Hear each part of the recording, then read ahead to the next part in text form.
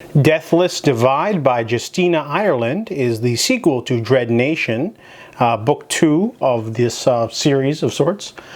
This book is a massive improvement over the first one. If you've seen my review for the first book, I wasn't too kind. I was about, the first book has good world building. I like the concept and everything. I just thought that the story didn't really go anywhere. There wasn't really much of a resolution, not much in terms of theme. Lots of zombie killing, which I enjoyed, but this book sort of wraps up everything into a nice, neat bow, and that's what I really liked.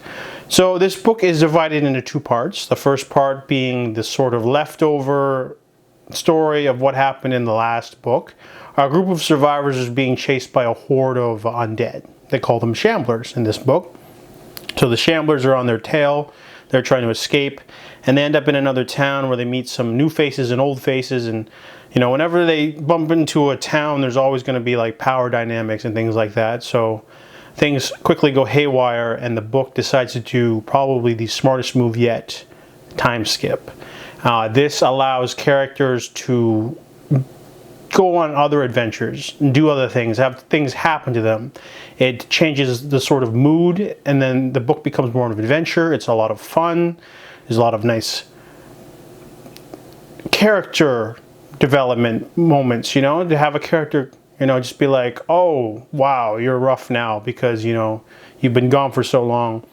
The book also explores the dynamic of the friendship between Jane, McKeene and Katharine, which I really liked. The book also divides itself into alternating chapters. So every chapter is switches back and forth between Jane and Katharine. And the second half of the book is definitely a lot stronger. It adopts a more Western vibe, new locales, new adventures, new characters, and finally a little bit of resolution. But there's a lot of nice emotional moments, a lot of fun moments, a lot of dark moments. This book definitely does everything that the last book doesn't, and I for one had a heck of a time reading it. I really enjoyed it. I wasn't enjoying it at first. I was reading the book and I was like, oh man, this is the same thing as the first book, just the same. I mean, and then I guess halfway during the book the author was like, screw this, let's skip ahead and do some other stuff and go somewhere else. And that was a wise decision, because that pretty much injected a lot of new stuff to go on, a lot of different places that the story can go, and I really enjoyed that.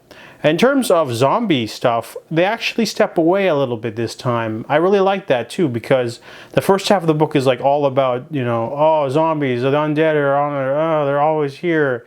And in the second half of the book, they're like, let's go somewhere where there are less undead, and doing so lets you sort of breathe a little, you don't have to, there are episodes of like The Walking Dead that aren't focused about the undead, the focus is on other stuff.